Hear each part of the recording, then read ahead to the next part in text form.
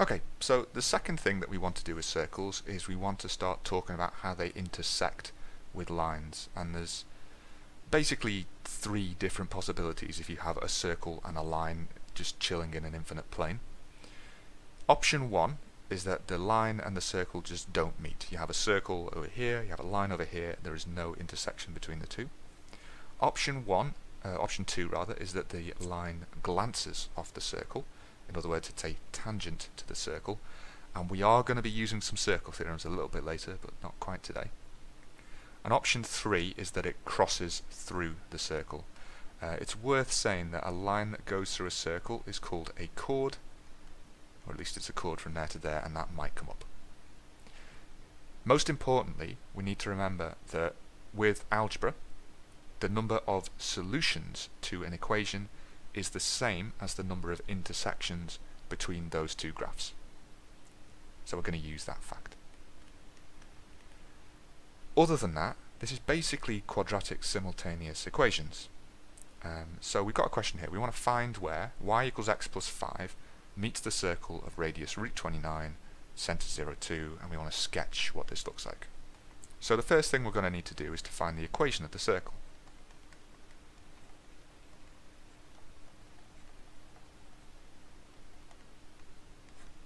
So, what do we know about the circle? We know that A is 0, because we got the centre. We know B is 2, and we know that R is root 29. So the equation of the circle is x minus a squared plus y minus b squared equals r squared. Root 29 squared obviously is just 29. We probably wouldn't want to write x minus 0 squared, we'd probably just write x squared, but that's all you need to do. So that's our step one. What's our step two? We are going to substitute in y equals x plus 5 into this equation that we've worked out. So, what would that give us? That would give us x squared plus x plus 5 minus 2. I will write that out, although you might go straight to x plus 3 there, equals 29. So let's do that. X squared plus x plus 3 squared equals 29. From there, you want to expand this. So this is going to be x squared add 6x add 9 is 29. What is this? It's a quadratic. Everything's a quadratic. 2x squared plus 6x minus 20 equals 0. So that's actually right what we're doing here. We are solving quadratic. Remember, you should make one side equal to 0 if you're doing that. We can halve this. I'm going to halve this. X squared plus 3x minus 10 equals 0. And then you can either type it in, use the quad formula, or you could factorize this. This is a fairly easy factorizing job. And that would tell us that x is minus 5 or x equals 2. Now we want to find where it meets, and we're told that y equals x plus 5. So y equals x plus 5. So y would be 0 in the first case, and y would be 7 in the second case. So our two coordinates are minus 5, 0, and 2, 7. Now I did say we want to sketch both graphs, so I've left myself a little bit of room here. It's going to be a little bit of a small sketch though. So we know the circle has centre 0, 2, and we know that it's got a radius of root 29. So root 29 is like slightly more than 5. So it would go slightly above 7 and slightly below minus 3. Incidentally, the sketch doesn't want us to say where it crosses the axes, so we're okay, but that would be like 2 plus root 29 and 2 minus root 29. Another brilliant circle is drawn. And then we also need to draw the line. Now the line was y equals x plus 5. So that would go through at 5, which is in between those two. And it would go through the y-axis at minus 5. And we know actually that minus 5, 0 is one of the points. And we also know it's going to go through at 2, 7, because it said. So putting those 3 points together, that's a bit of a weird line, isn't it? Well, I'll live with it. that is what we'd have for our sketch. That's what's going on with our circle. Okay, second question. We want to show that a line does not intersect a circle. So if we're saying it does not, that means there are 0 solutions to this question. And 0 solutions to a quadratic is the discriminant. So we're going to use b squared minus 4ac is less than 0 to show that there are no solutions. Other than that, job's going to be the same. We're going to substitute in y equals x minus 7. That's going to give us x plus 2 squared plus x minus 7 squared is 33. And then we're going to expand and simplify this. Hopefully shouldn't have to talk through everything here, so I'll just get it done.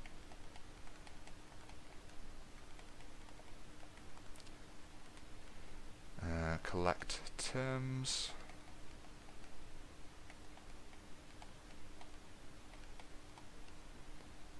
Get one side equal to 0. Divide by 2.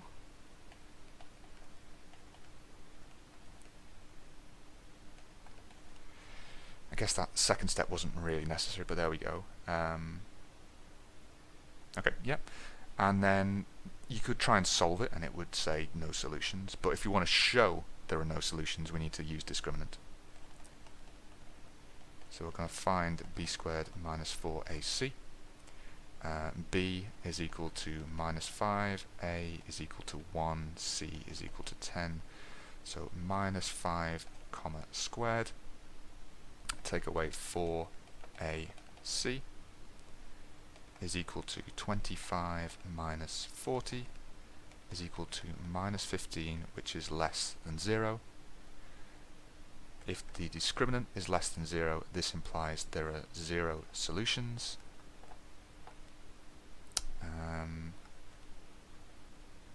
And is that enough? So we should say, therefore, 0 intersections. Because we need to make the comment that there is a link between the algebra and the geometry. Cool. So to finish off here, we're going to have a look at a few exam questions based on what we've done so far. We've got firstly that a circle has this equation. We want to find its coordinates and its radius. So remember, this is a completing the square job basically. We want to combine our x's together, and we want to combine our y's together. We want to complete the square. Should always be a minus there.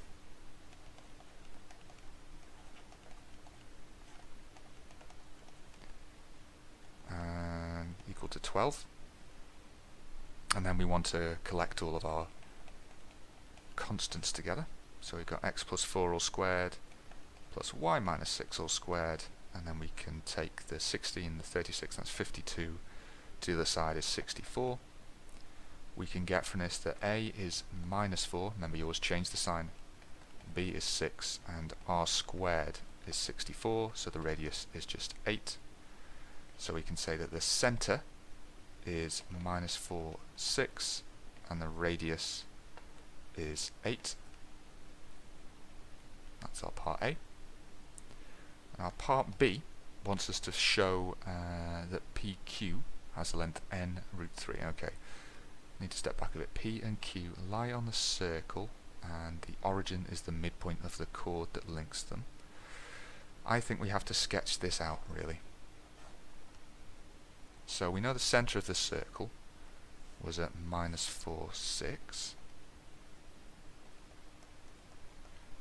We know it has radius 8, which means it will go all the way over here, it'll go all the way down here. We will have a circle that looks, oh my god, that's even worse than the last one like that. The origin is the midpoint of the chord PQ, and we want to show that PQ has the length n root 3. So if you think about the origin being the midpoint of a chord, it's going to be a chord that looks something like this. So we'll have a point P over here, a point Q over here. and we're going to have to make ourselves a little bit of a triangle, aren't we?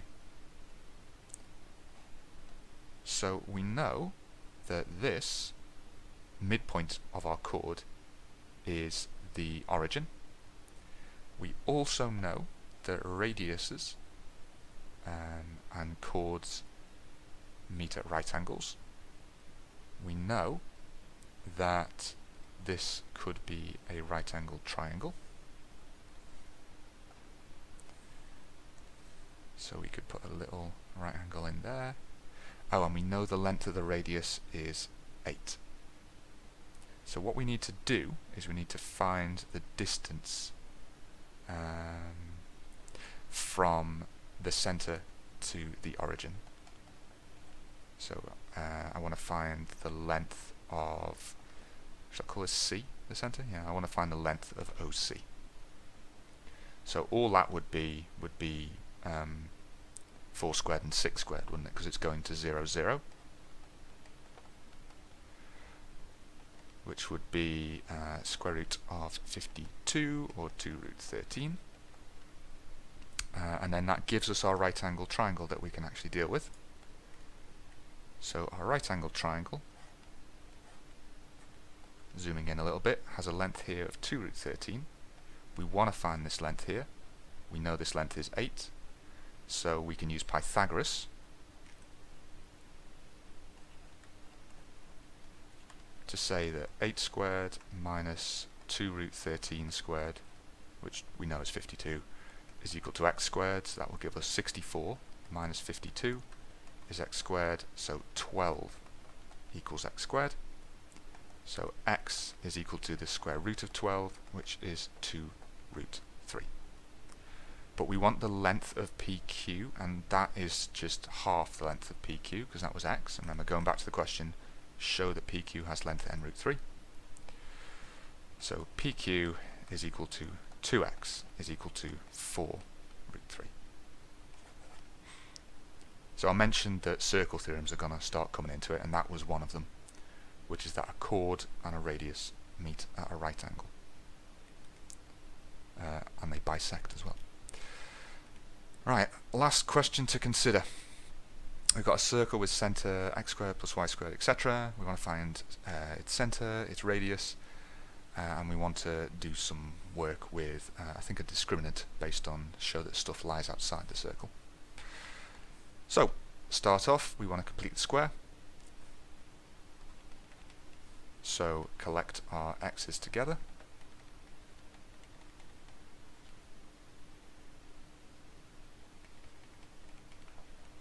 Complete the square with that.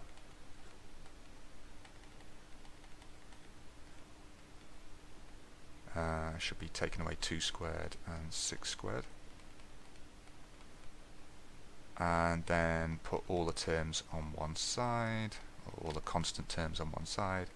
So that would be 40 plus 15, so that's minus 25, so it would be 25. And 25 is obviously the same as 5 squared. So I can say that the coordinates of the centre are 2 minus 6, and the radius of the circle is 5.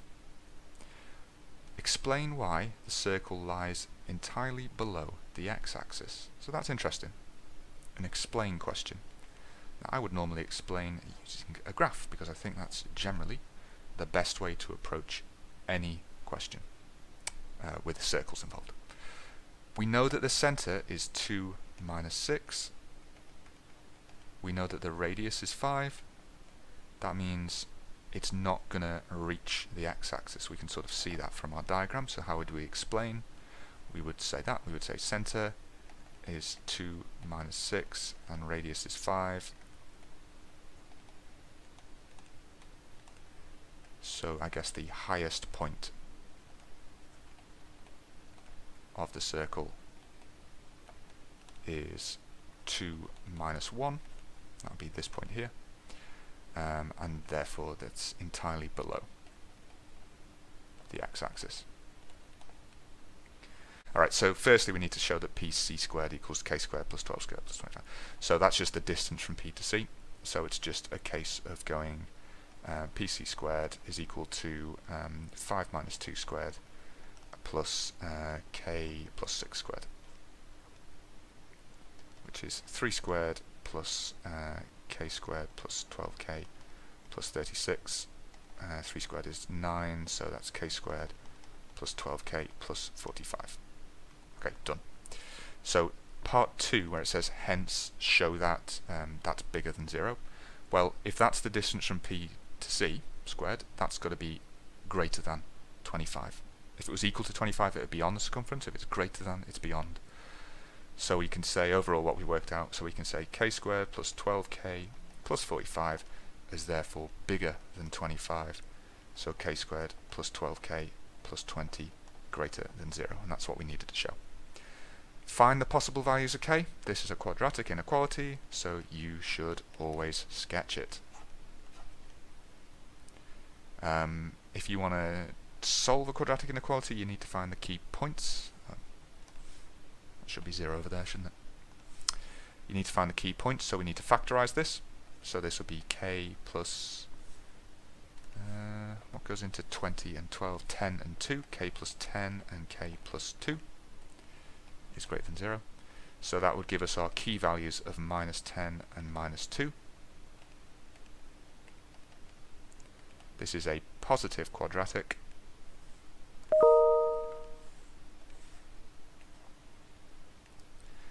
And if we want to be greater than 0, we're talking about the bits of the lines that are above the axis. So these bits here. Use the rainbow pen for that. And so we want to be either side of minus 10 and minus 2. So we can say for our answers k is less than minus 10 or k is greater than minus 2. Okay, cool. That's it for circles. See ya.